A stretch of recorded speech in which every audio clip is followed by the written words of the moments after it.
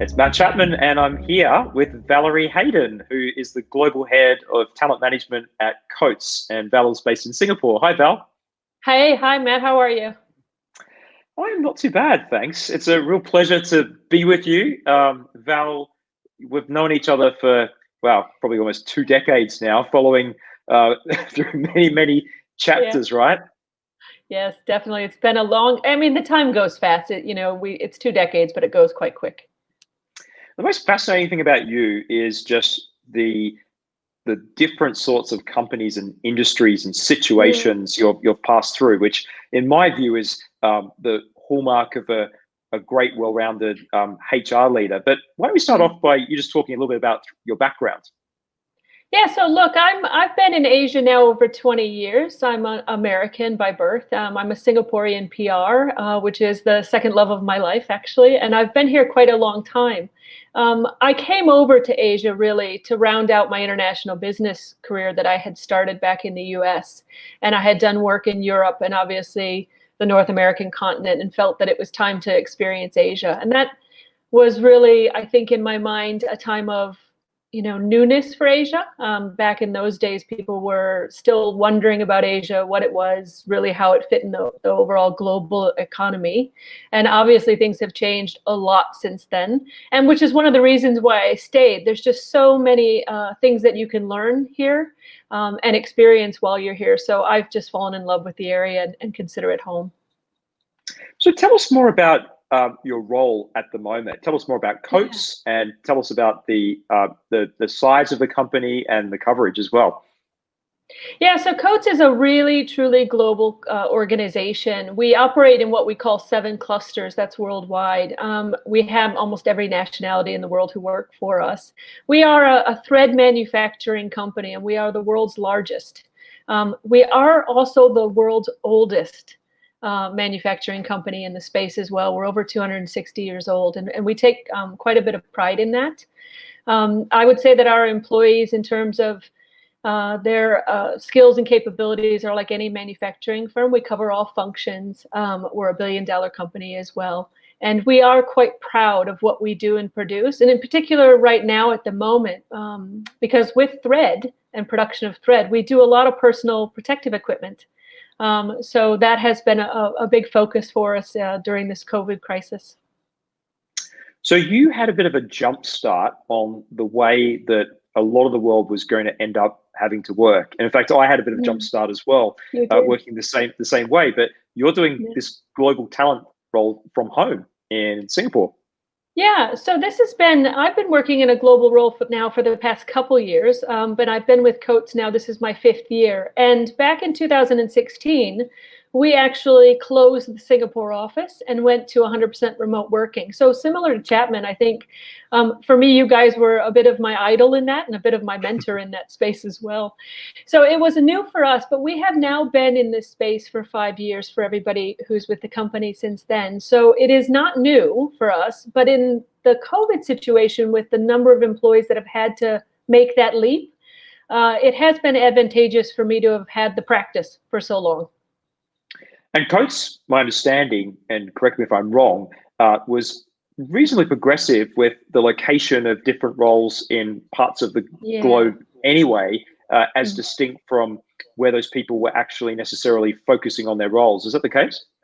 Yeah, because we operate in clusters and those clusters are spread out, we have not been as focused on where you are located as a major component of, what we expected for you in terms of being in an office space. So we've been able to take and hire talent from other areas, and really focus on what's the right skill set that we need versus where is the person located, and only looking in that market space.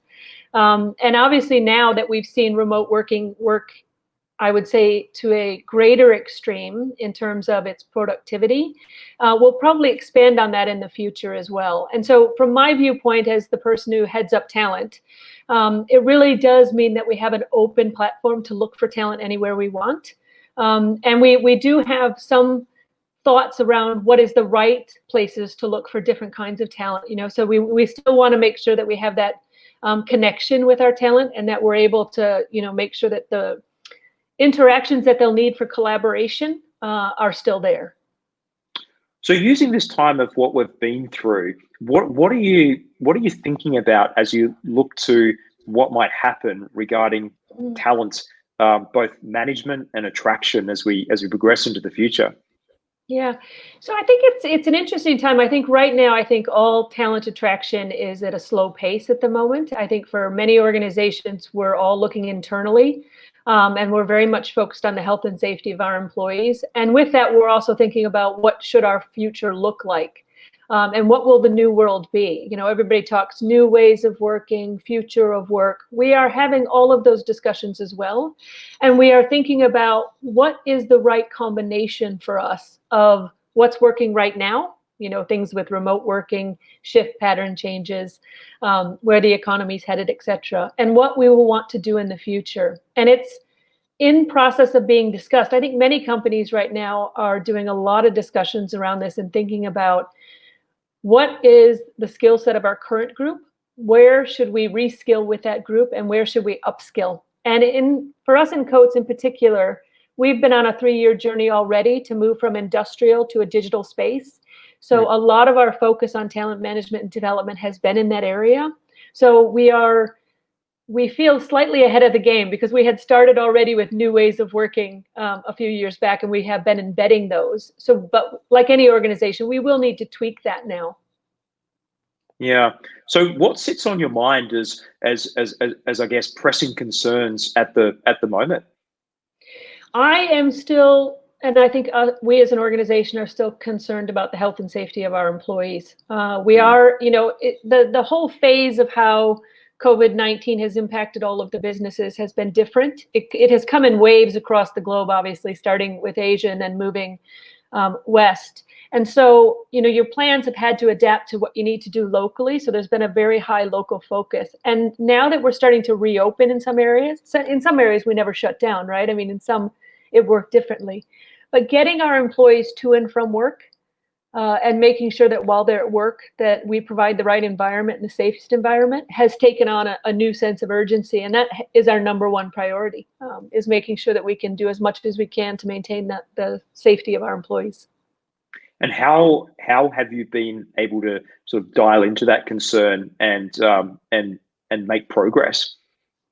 So I think it depends on where we're talking about the locations being. In some areas, there are quite strong government controls as well that help us. So we are able to get good guidance from local governments. And in that space, we tend to be a bit more strict about what we do than what the government says to do. We Mm. just think that's quite prudent. Mm. There are cultural impacts to that, though, and there's different spaces. So the same strict guidelines we put in place in China, obviously from our contingency plans and having the experience with SARS, were a little harder to sell in some of the other countries in terms of what we needed and expected people to do. But we have always been a Coates global family. And when we talk about health and safety with our employees, I think they understand that what we mean is it's for the best for all of us. All right. So it is a community within Coates. So I think we have pretty rigorous standards about what we allow into our facilities, who we allow into our facilities, and what personal protective equipment they'll need to have to be able to interact with us. And we do the same when we deal with our customers, right? We respect what their rules are. And we use ours to make sure that we're providing enough for our employees so that they feel safe. I would also say we've done something a little bit different as well, Matt. We offer and have been offering for a couple of years now a lot of virtual training. And our recent session that we offered, which is new for us, we offered a well-being session for Coates families. This was a live virtual session run by our cluster learning managers globally that actually was designed to help talk to and discuss with the family of our Coates employees their needs around their well-being. So we extended it because the concept here is, it's not just Coates and our own employees we have to think about, but when you get into situations like these and you start doing remote working, the whole family is impacted. The teenage kids, the younger kids, the spouse who's there, maybe working remotely as well or not. And so we've started offering sessions on that just in this past June. Yeah. Wise words there from Val Hayden. Val is the Global Head of Talent Management for Coast. Thanks, Val. Yeah, thanks a lot, Matt. Appreciate it.